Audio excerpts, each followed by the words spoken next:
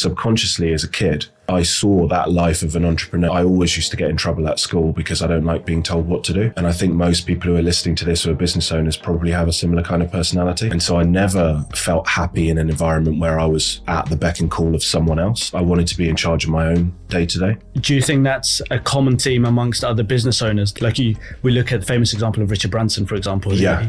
You know, you don't need to get the grades at school because he was expelled at 16 or whenever it was. So, but is it just a makeup of a business owner that they are ready to push the boundaries, or they're not always going to listen to the rules because they have their own way of doing things? Yeah, I think in the most part, if you look at most successful entrepreneurs, they have that same trait. They want to be the ones making the decisions. They want to be the ones shaping things. And you have to build a team around you because you can't do everything. Hello, and welcome to Founder Stories, the podcast for small business owners. I'm your host, Simon Kallu, and I created this show not only to motivate and inspire, but to give you actionable strategies to take back into your business, shortcutting your route to success. Each week, I'll sit down with real and relatable business owners, uncovering how they've created a business that gives them freedom, creates impact, and makes money. So let's get started.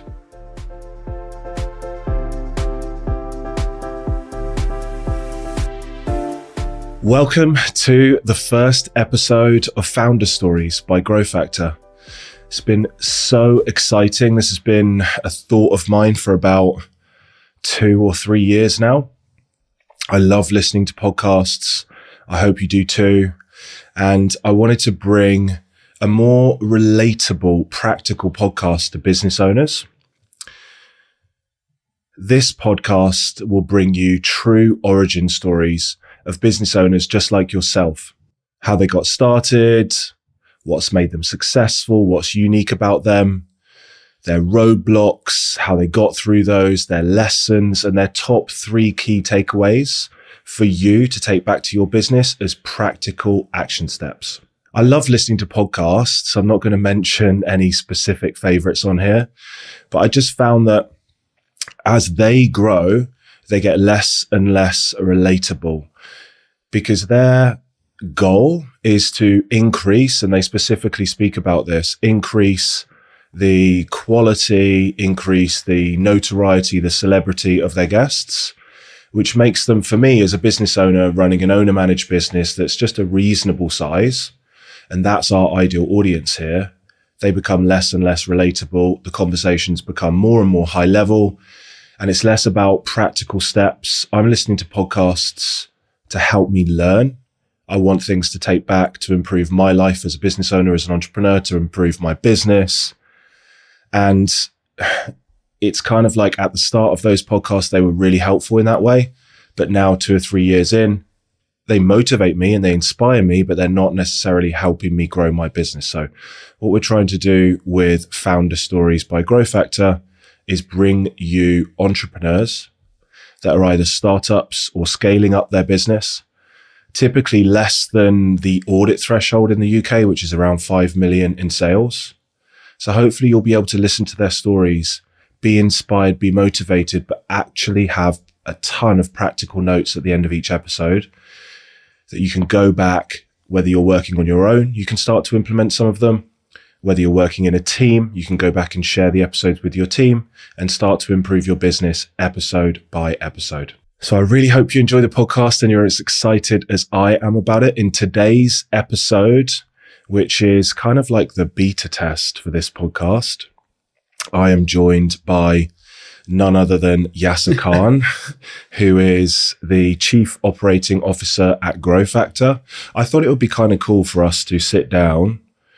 I'll let you introduce yourself in a sec, but for us to sit down and to start with the origin story of GrowFactor, who are sponsoring this podcast, so that for those of you that are starting to listen, you get an understanding of what we do, you know, how we started, how we've managed to scale, what our struggles were. And at least if you know us, you've got some context for what comes in the future, where we bring on our clients and our contacts and our friends who have their own businesses. So Yasser, if you want to introduce yourself, who you are, what you do. Yeah, thanks very much. Should I say at the start, I feel honored to be invited as the first guest on this podcast? Yeah, you can do that. Yeah. But yeah, no, like Simon said, also a huge fan of podcasts. Anytime I'm driving in the car or anytime I have some spare net time at the gym or wherever it may be, try and get some useful information and some learning out from those podcasts. So where we can share our journey, hopefully, and my journey and my journey together with Simon's, it'd be hopefully of some benefit to those in a similar position. And even between us, we've been on different journeys, and that's something that we'll go through. But yeah, I am now COO at GrowFactor, co-owner with Simon, and more in terms of where we're at with GrowFactor, more my role more at GrowFactor is more in the day-to-day of the business and mentoring some of the staff we have, and helping clients a bit more than what Simon does, where Simon looks after our internal development and our growth as a business. And my help is making sure that the client delivery is right and making sure that we have our processes right as a business. So yeah, I bring them in and you make sure that clients are happy and they get delivered, right? Exactly that. So we're a tag team. And it's even in here as a podcast, it's something that we speak about on the phone, on Zoom every day. So it'd be just nice to have the same conversation and relay it to others as well. Awesome. Okay, well, what we're going to do is kind of interview each other, and hopefully that will be useful for you guys because you'll get an insight to my journey, how I started the business, how I got to the point of meeting Yasser, which was a pivotal moment for us, and how that meant that as an owner, and I guess the majority of you guys listening to the podcast will be business owners, how I was able to utilize my team to kind of transition from 60, 70-hour work weeks to 20-hour work weeks when my kids were little. So I got to spend a lot of time with them. How we scaled the business from 0 to 7 figures in the first 5 years, which now when we speak to some of our clients seems like a really slow growth. But as an accountancy firm, you have to grow slowly because client delivery is so important. You can't grow faster than you can make sure you're doing a good job for your clients. So it's kind of different to maybe an e-commerce client that we might have that can go from 0 to 2 million in 2 years because they've got the infrastructure, they have drop shipping, everything's in place. It's a product where you're delivering a service. So if you're listening to this podcast and you're a service business, I would highly recommend deliberately growing a bit slower and not thinking about others when you compare yourself if they're not in the same industry as you, because your reputation is everything. I'll try not to go off on too many side tangents on this, but so we're going to talk about time. We're going to talk about how we both have young families and how that came about during the growth of GrowFactor, how we've both kind of dealt with that and managed to try and balance the enjoyment and stress of running a business with being a good husband and father at the same time, and also having fulfillment in your life to do other things. What are our other kind of passions? So I'll hand over to you. I've actually written Yasser some of these questions, so he might throw in his own. So I'll try and I'll be quiet and hand over to you. Yeah, I think initially in the first place, what would be really useful is just to understand where the idea came from, why you got started. Why not just continue in a normal 9-to-5 job like we all. Yeah, I guess so. How I started, I qualified at KPMG. I was in audit there. I did the chartered accountancy qualification there. And I just didn't really enjoy that environment because it was a big corporate business. I felt like they didn't really care about you as an individual. It was really good in hindsight, and I had the wrong attitude because I learned a lot there. I got access to CFOs, so chief financial officers of some of the world's biggest companies. And I should have really looked at that as an opportunity to learn. But because I was just in there ticking boxes, doing something that I felt was monotonous and beneath my intelligence level, I couldn't see the added benefit, that I could go in, get my boxes ticked as an auditor, and then have a 10, 15 minute conversation with a really successful person. So my learning from that would be approach it in a different way. But at the time, I didn't enjoy it because I felt like the work I was getting given wasn't stimulating. It wasn't challenging me. And the culture and the environment was very much work overtime, even if there's nothing to do. You just show that you're working extra. And so I left there and I went to Thomas Cook because my idea was kind of, let me go into industry and work within a group finance team. And it's a prestigious company and good salary and everything else. But the problem with being in a finance team, as you know, is that there's probably 4 or 5 days hard work at a month end. And the rest of the month, you're like twiddling your thumbs, kind of, unless there's a project or year end or something like that. And I don't like not being busy. So that was another one that just didn't really work. The other thing was I didn't get any fulfillment because ultimately we're reporting on profits of a large listed organization, and those profits go straight to a handful of people who are uber rich. And I just didn't feel like I was making a difference in the world. So I was quite disillusioned, maybe, I guess, looking back, suffering a bit from depression related to work, trying to work out what I was supposed to do in life.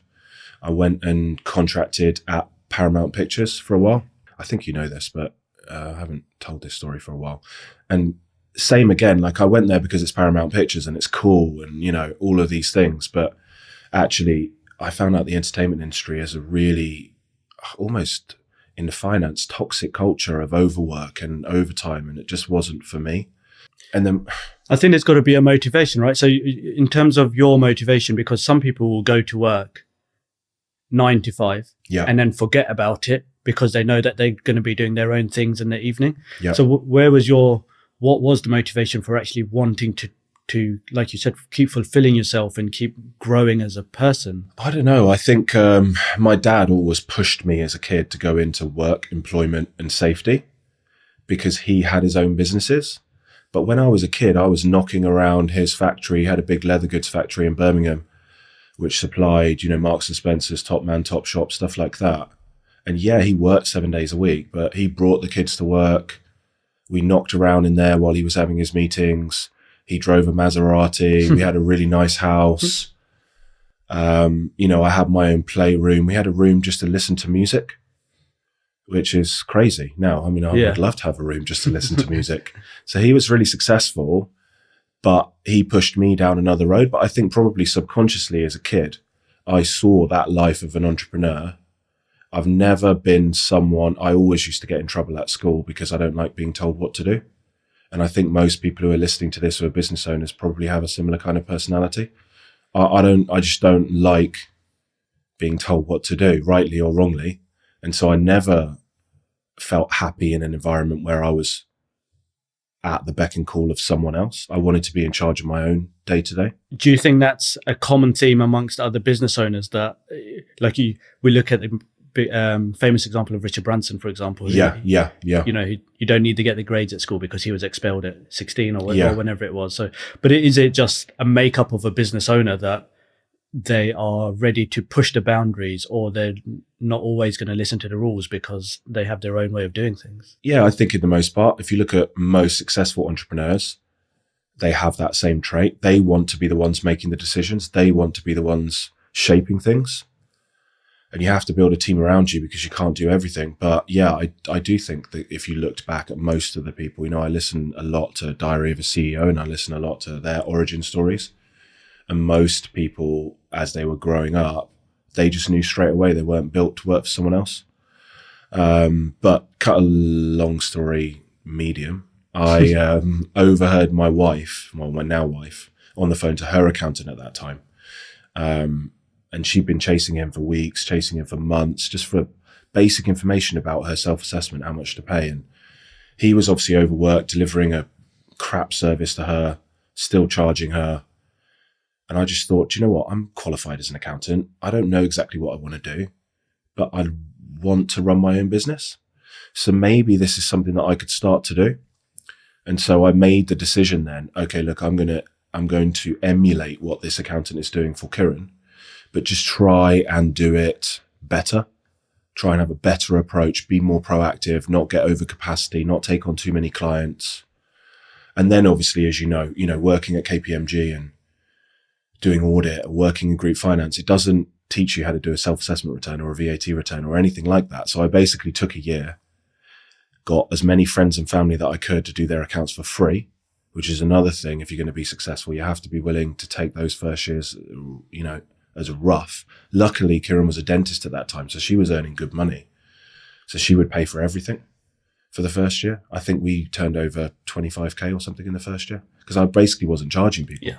I was just saying, give me your accounts over the last 3 years and I'll work out how to redo them. Yeah. And then once I've worked it out, I'll see if we can move forward. So, and that was it then. We got our first office in Soho, started working directly with business owners. And do you know what? When it's an owner managed business, which is the ideal client of GrowFactor, and the profits from their business directly are funding their lifestyle or funding their family and their kids and all of these things. If you can make them more financially successful, that has a direct impact on them and their families. And that for me was like, I'm not sure if it's good practice to click your fingers on a podcast, but I won't click my fingers, but it was kind of like a light bulb going off. This is really fulfilling. And I loved it. And I was happy to work 7 days a week. And then I knew if you're happy to work on something 7 days a week, you know, you're probably doing the right thing. Yeah. But in terms of, putting yourself out there and trying to win clients, like you mentioned, the first few they were done for free and they were family and friends. But what gives you that I guess it's confidence or bullish nature that I can go out and do this for other people now? Yeah. And trying to win your first clients when you've only got 20K of turnover on the board. So yeah, I think you need a bit of I don't know. In my head, I've always had it as, which has been a detriment, which we can get onto later, but I've always had it as my role as a husband to provide. And I don't think there's anything wrong with that. And I wanted the pride of being able to retire Kieran. Yeah. So in my head, every single day when I'm waking up, before I had kids, my initial motivation was, right, I need to get to 100K because then she can stop work. And she can choose to work or she can do whatever she wants. So I think you just have to find your own motivation. Yeah. My motivation, I think, in answer to your question, how do you just sort of walk cold into a room and start talking to people and pitching and get that confidence? You have to make it in your head.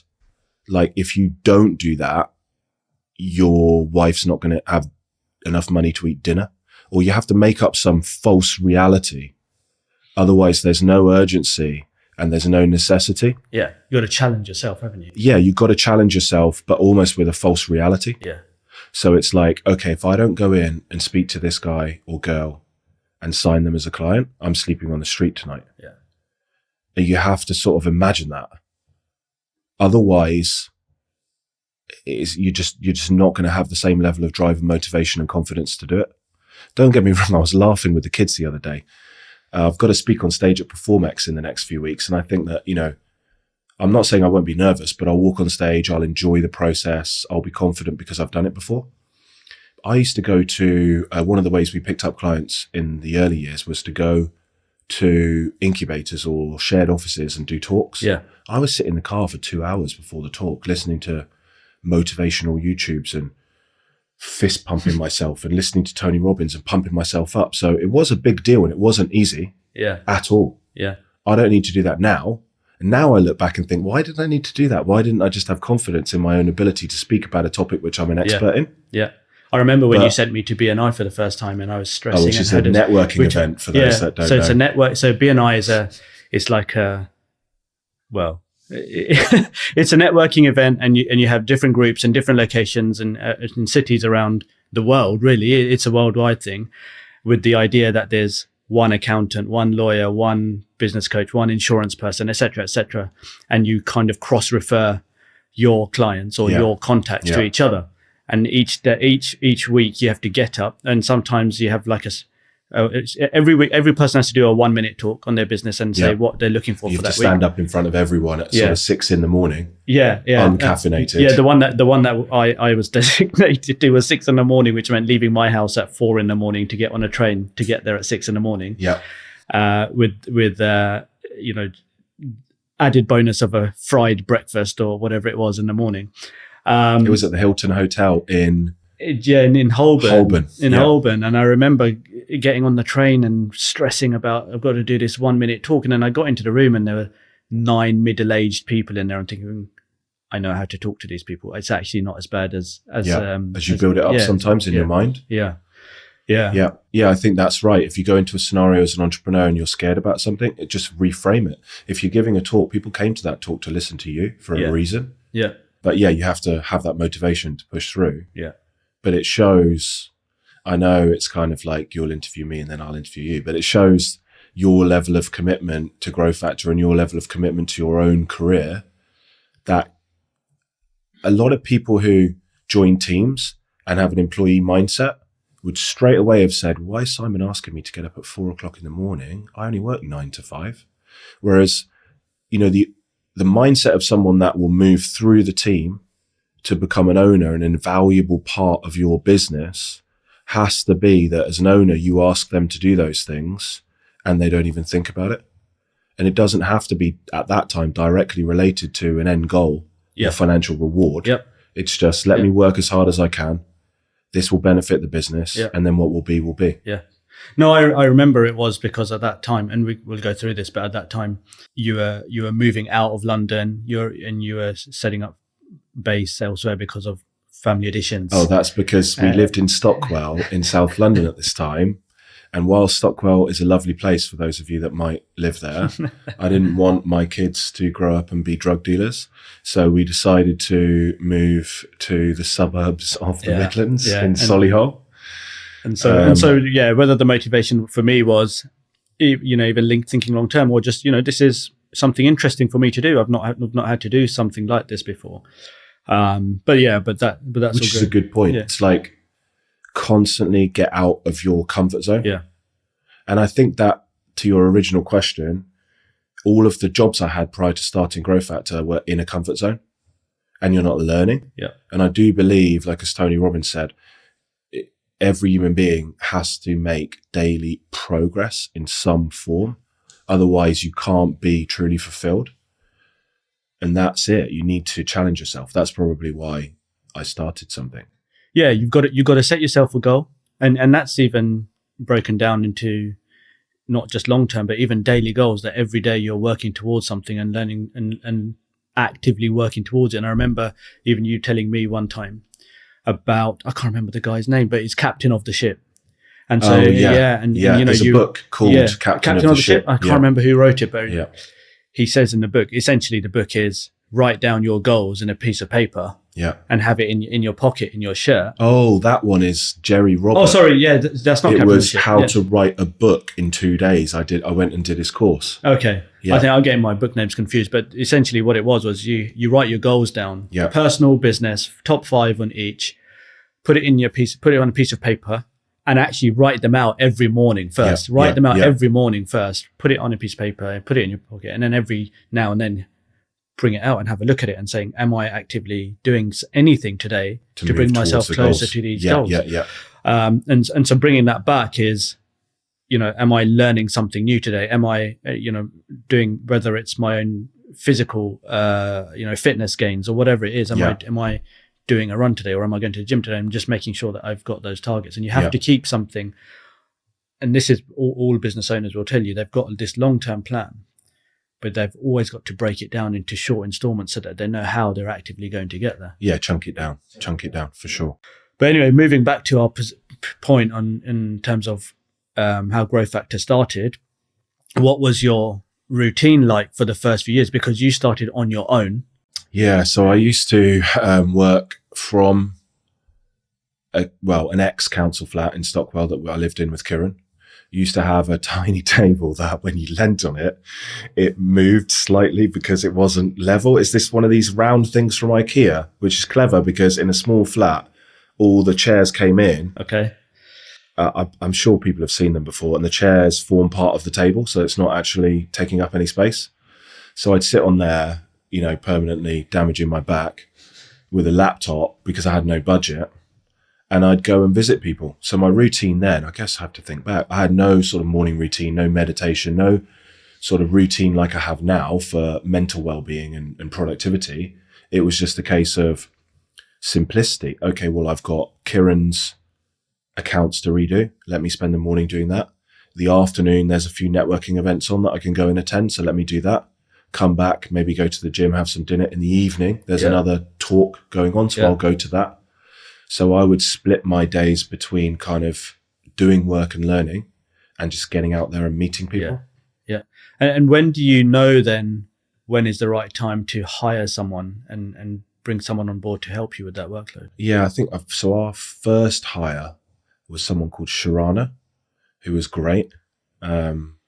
She was a qualified accountant, I want to say, or a part qualified accountant. I think that I just acknowledged that my time doing delivery, so if you're in a service business, this will apply to you, was getting fully taken up by actually doing work. And I knew now how to do a self-assessment, how to do tax planning, how to do a VAT return, how to do annual accounts, how to do management accounts, how to file for HMRC authorizations, all the millions of things that we have to know how to do as an accountant, just to do the basic accounting, which is all we were doing then. We weren't doing any strategic advice. We weren't doing in-depth tax planning, just your regular bread and butter accounting. And so in my head, I'm thinking, okay, well, I'm bringing in 10K a month now, let's say. It was probably less than that when I hired. I can afford to bring someone in and pay them 3, which frees up my time. If I can train them, I probably get 30 hours back. And then instantly I can put that 30 hours back into sales and marketing. So I think that you have to hire as soon as you can. And the 2 reference points are cash flow and your time. Yeah. And you need to acknowledge, I acknowledge that I am not an integrator. I'm not someone that follows things through. I'm more of a visionary. You know this. I love to come up with ideas. I love discussions. I love our monthly team meetings like we had yesterday. But I don't want to come up with a great idea and then actually implement the idea. Yeah. So I wanted to get away from actually doing the VAT returns and the bookkeeping as quickly as I can. Yeah, so it's a conscious decision that you don't want to get bogged down in the day-to-day. Yeah, you have to stay as much as possible while supporting and overseeing that person, but also recognizing that I did still enjoy going out to clients. So at that point, we were not remote. Now GrowFactor is fully Zoom-based, fully remote organization. We don't do in-person client meetings. The only time I guess we'd meet a client is if maybe they were selling their business for 50 million and we needed to go down and meet investors or present a pitch or some kind of extraordinary circumstance. But back then I was getting on the tube and traveling once a month to every client at month end to present their financial statements. Yeah. So I would do that piece and then Sharana would get everything ready for me so that I could just pick up the file and take that with me. Yeah. And that was the start of us hiring a team. What were the struggles in the early days? There'll be struggles different to what you have now. Yeah, totally different. I mean, we've been going for 12 years, so it's hard to look back. I think if you look at the first few years, the struggle, although I wasn't aware of it at that time, was lack of knowledge and understanding about what I should be doing.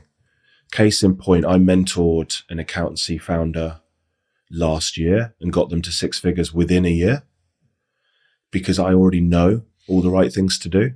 Now, in hindsight, what I should have done is gone and found a mentor with a proven track record of scaling businesses, either of their own or their clients in my industry. Yeah.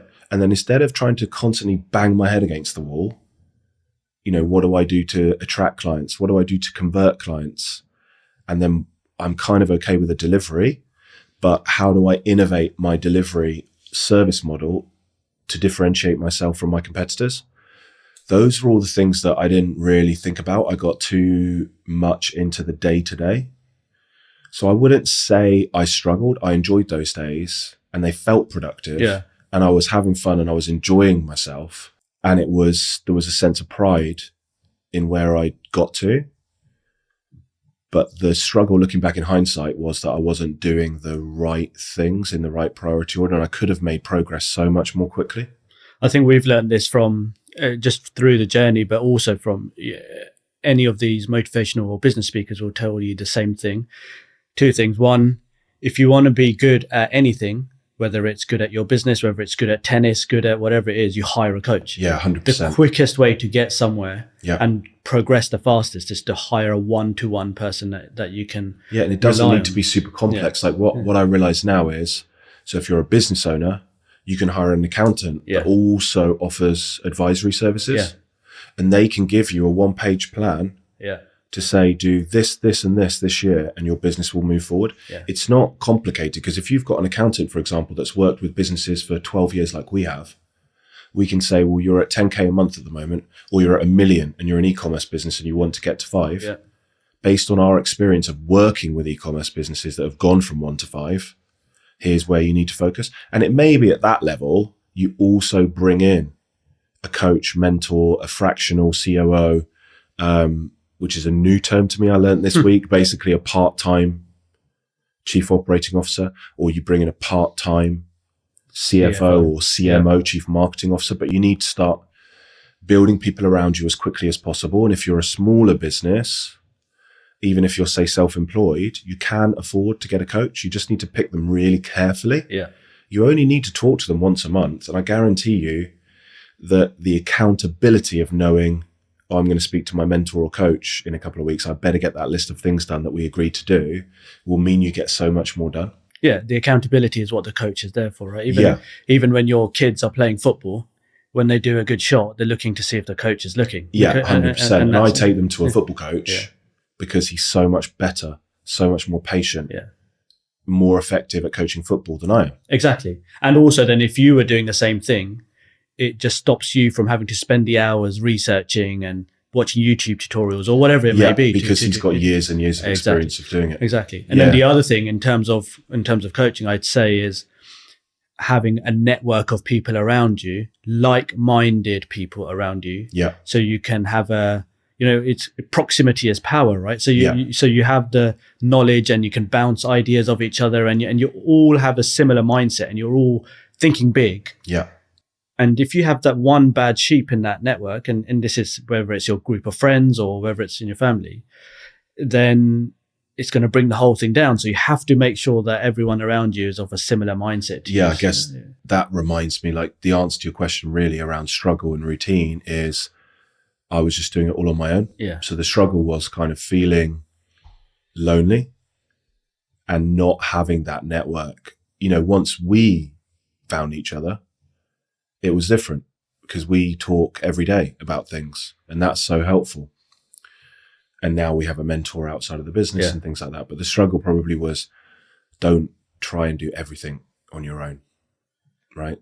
How do you adapt it? You've now moved away from Stockwell. You've got young kids, young boys. How do you adapt your routine and your life and the way you run the business? So this is one thing I'm really proud of. I mean, also proud of Kiran for supporting me. She agreed when the kids were little that she would do most of the childcare through the week in terms of getting up in the night and these kind of things. And I would do everything on the weekend, or it might be a long weekend, Friday, Saturday, Sunday. And so we worked really well as a team. In terms of my routine, that meant that I would still want to spend time with them because that's the priority for me. Family first, always. And so I would get up at 4 a.m, work from 4 till 7 because that's when the kids woke up after getting up in the night. And so I would, which I still do now, have a block of work to get that most important thing done.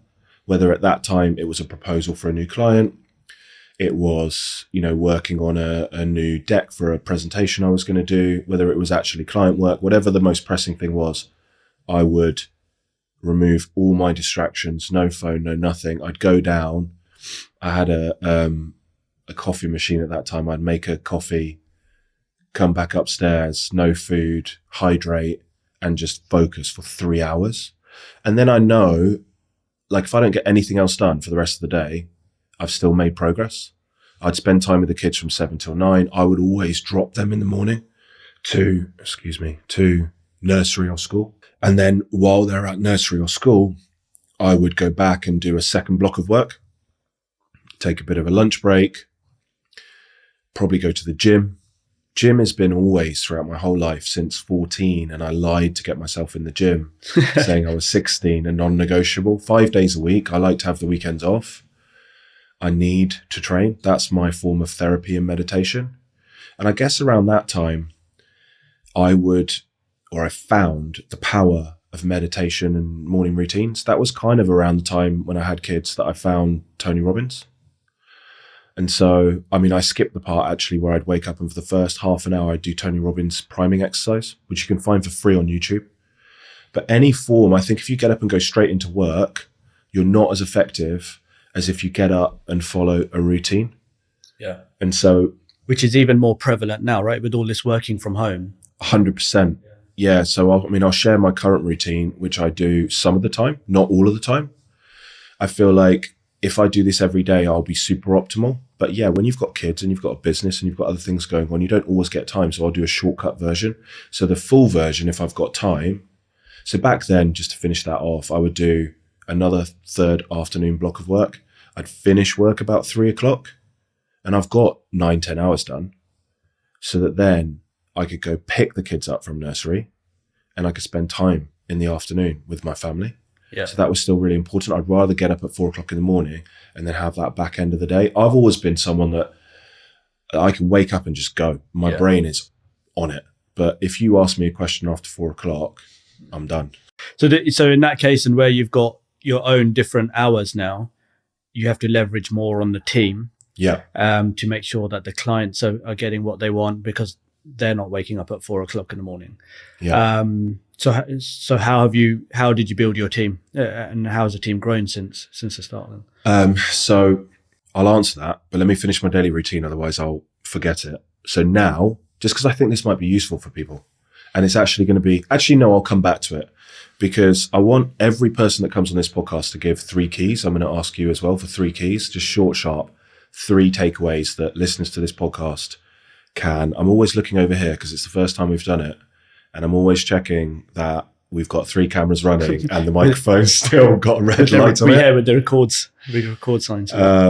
So we set up this podcast studio and I spent so much time thinking about lights, background, everything. And ideally I wanted my videographer to come and oversee, but he went and got COVID. Yeah. So Yasser and I have set up the mics. We've set up the video. So hopefully, and we're ignoring the person knocking on the door. And we're ignoring the person. So my podcast room is in my dining room, which my wife is so happy. If any of you follow me on Instagram, you'll see, is so happy that I took over her dining room with microphones, wires, cloud lifters, mixers, 3 cameras, 3 lights, and all sorts is happening. But yeah, I'll come back to the routine. So in terms of team, we just hired people for delivery at that time. I got a business coach to help me with business planning and scaling. We didn't hire anyone, I don't think, at that time for marketing and things of that nature. It was mainly around hiring people to take me away from having to do the client work. So it's having 1 accountant, then 2 accountants, then 3 accountants. And then I think we met when I can't really remember. I identified that I just needed someone who didn't need coaching and support. Because if you're hiring people into your business and they're junior, you're still going to have to spend time coaching them. So if you've got 5 accountants who are junior, you've now gone from being able to sort of alleviate 30 hours of your time every time you hire someone to now spending 30 hours mentoring, supporting, and managing them. Yep.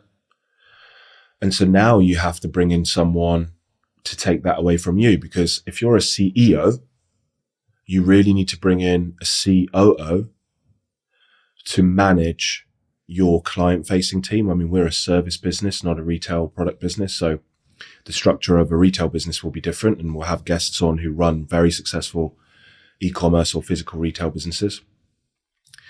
And so the idea was that you could come on at that time and support those accountants, removing that management time from me. Yeah.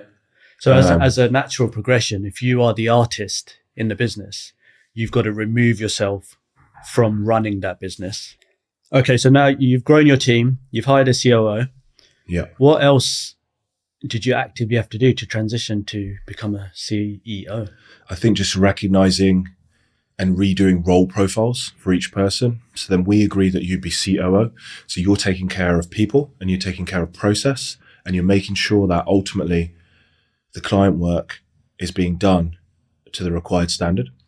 Everything's getting out the door in the right way and everything else. All the workflow is your area. So my area then, what is it? Well, it's sales, it's marketing, it's creating content, and it's creating the business plan and the strategy. So without going into too much detail, because we could do a whole podcast on what it is to be an effective CEO, ultimately, the short answer is role profiles for each person and staying on profile for me, which for me meant mostly sales, marketing, leadership, and setting the vision and the direction. Okay. And what about tracking your own finances? Yeah, this is an interesting one because I ran a report at 10 years. I think we both had this conversation and we realized that we built the business up to a multi-seven-figure business. However, our net profits, which is, the distributable cash for us, was almost the same as the first 2 or 3 years. So what we've done is and I'm sure lots of you who will associate with this, you're growing your business, but the cash balance is not necessarily going up in line with the growth of the business. And that's because you become inefficient. You've tried out software products that you're not using anymore and you're still paying for them.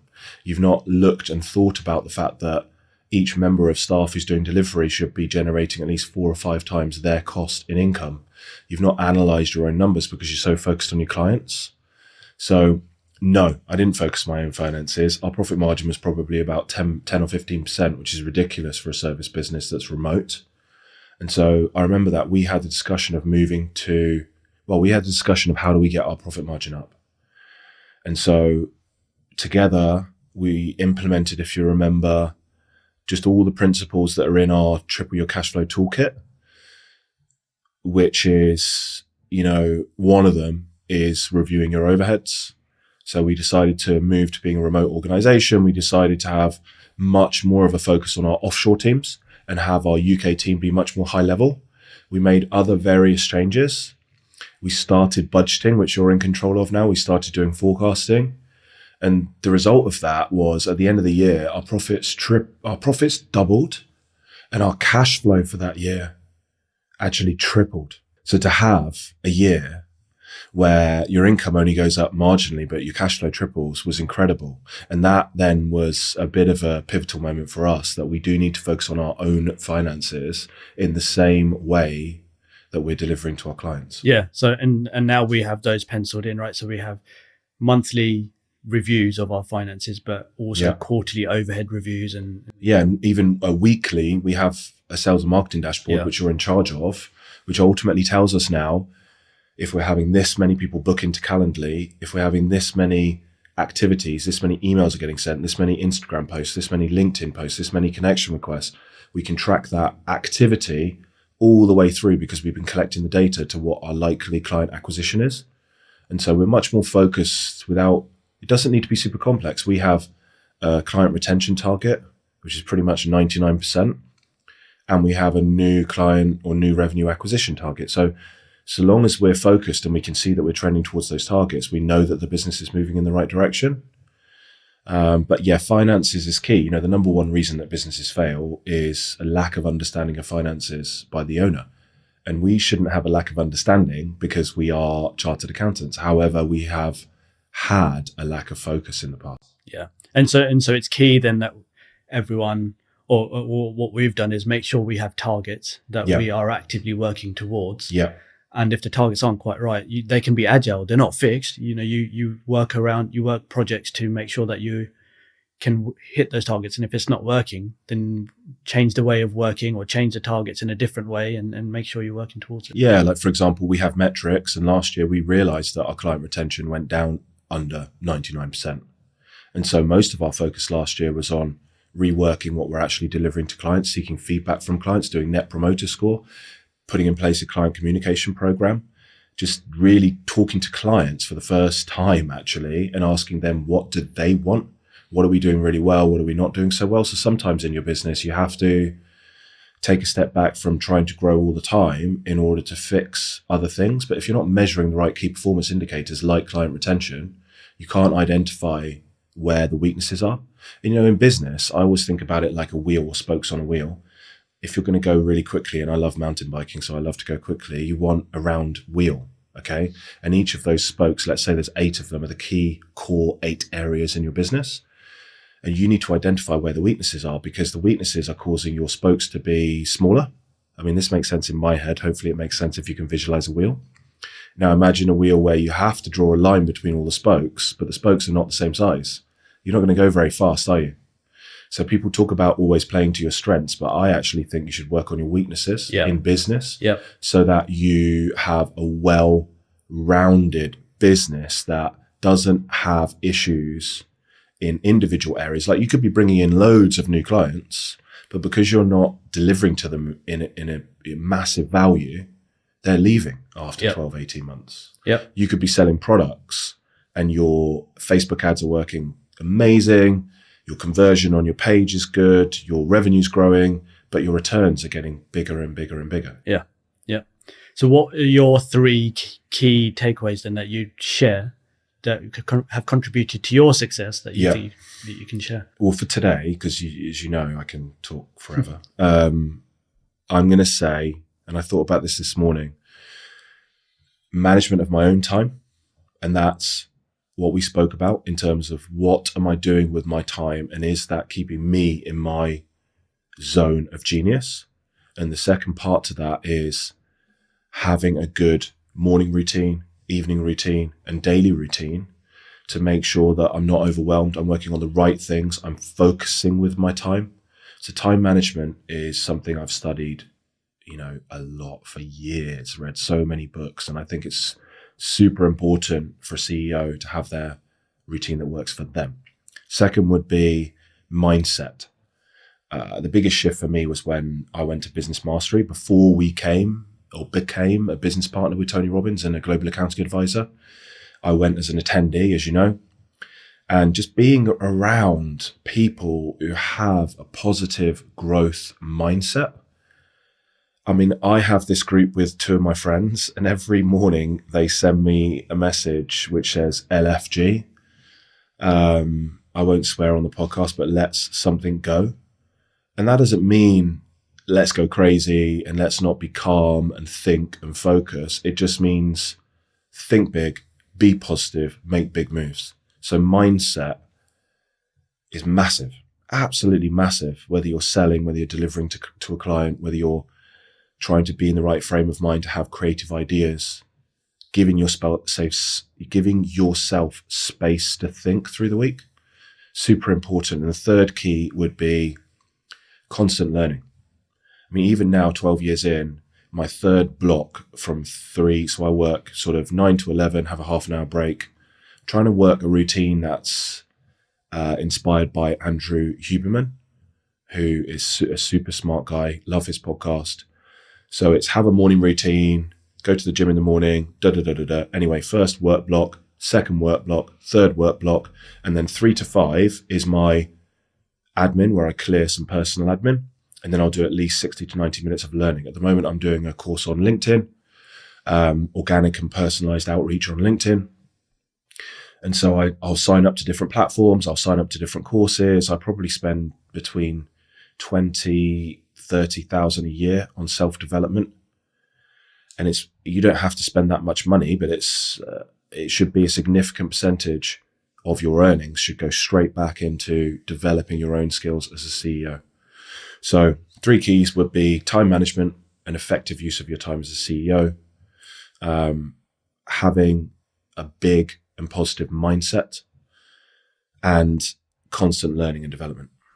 Nice. Yeah, that would be it. So now's about time. I think that's a good place to switch over to you. So I think we should come back because we've already been running for 71 minutes, and I think we should come back and do actually not even like it's a podcast for us to attract ideal clients, but actually a podcast episode for people that work within businesses that will help them transition from team member to potentially owner or have an equity stake in a business. And I think that would be really useful to dive in for a much longer period into your journey. But just to give a bit of that and a bit of a teaser, I guess, today, just talk to me about your journey. Where were you when we met? Why did you leave that role? And then we can go from there. Yeah. Okay. So I remember sitting at work. I was working in an accountancy firm doing audits. Like we've all been through the audit route. I was a senior audit manager at a big accountancy firm. I think it was the biggest ACCA firm in the country. And out of the blue, I got to work on the phone that was at my desk in my office from a recruiter saying, we're looking to fill a role as a partner in another accountancy firm. And I just put the phone down and said, who's this trying to cold call me? Although I was not actively looking for a role at the time, but it doesn't mean to say I was not 100% happy in my job at that time. But like you said, you're in a job where you're in your comfort zone. You're doing your hours. You go home and you do your own things. And but so I said, it makes no harm to meet this guy, meet this Simon Kallu, see what he's all about. But I think it was just a good personal connection when we first met, and it was we were similar ages and we'd come from kind of similar kind of backgrounds and planning families and things like that, and it made sense for me to actively pursue what this opportunity was about and put myself into a situation where wasn't really sure where this business was going to go at that time, and not even have too many people to ask, what should I be asking this guy? Because it's not like I'm going from one a corporate to another corporate. You were at a big firm in practice. They're like a top 10, top 20 firm in practice. So perceived financial security, perceived career security, and thinking about giving that up for promises of joining a startup. Exactly. That are making, I don't know, we're probably turning over 200K at that point. And the role profile that I remember being sent through was all about sales, or not all about, but a big part of it was doing sales and helping out with marketing and growing a business. And I had very little exposure to that. And I think that was probably one of the main reasons that attracted me to the role, was doing something completely different, still having the core knowledge and skills of doing accounting, but doing a different part of the business, which you wouldn't normally or usually get exposure to in the kind of or it'd take a long time before you become a sales director. Not many people get that opportunity. That's right. Cool. And what, I guess, was your journey when you joined GrowFactor, from being, ultimately you came in as a team member? You came in on a kind of like a graduate chartered accountant salary. I felt at that point, and you've built yourself to the point where you're an owner. You're making high six figures. You're in control of your destiny. When the business grows, your ability to fund your lifestyle grows. And that's totally different from where you started. And it's been a long journey. I want to say how many years. I think, more than 8 now. So what was the transition from team to owner from your perspective? Because that didn't come from you, did it? You never asked, actually, hey, listen, I think I'm doing this, or I want this, or I think I'm doing... You've never done that, actually. No, I don't think it was a goal of mine when I first or I don't think it was a goal of the business that's what would naturally progress to. You're right. When I came on as initially, it was just as a senior accountant, I think, and I still had some responsibility of reviewing and overseeing some of the junior members of staff or the members of the team that we already had. Meetings. Going to and doing extra bits like that. But generally, I was still learning a lot on the job, even in my first few months, because, like you said, doing an audit role versus doing a practical or a practice accounting role was completely different. So I was having to learn how to what these dividend tax credits are in a self-assessment. I had no idea. The practice SRK, or as it was known, SRK accounting. SRK so whenever anyone Googled it, they would come up with Shah Rukh Khan. Those of you that don't know, is a very famous Bollywood actor. And so even then, at that point, the systems and the platforms that were being used were way more technological and way more advanced than I think I'd seen in other accounting firms. And so that was a good eye opener for me, that look, this is how it can be done differently. But I think for me, the progression was being able to have, I wasn't looking after junior members of the team really. in that they were junior, in that they were trainees and accountants, but they probably had more knowledge than me on certain things. Yeah. But it was the way that you can actively collaborate as a team, work on things together, share ideas together. Yeah. And quite quickly, I think, and hopefully they would agree to this, I built a trust with them. Yeah. That they were able to come to me and use me for any kind of accounting key questions or dealing with client questions, because I had exposure to those kind of things.